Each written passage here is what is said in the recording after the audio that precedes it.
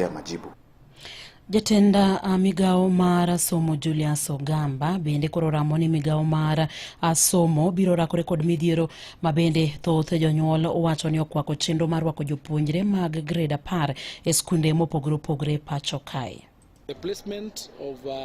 the grade 10 students is through our chemist new system that we are undertaking, and you saw there is a team there from the ICT department that is undertaking the admission through the platform,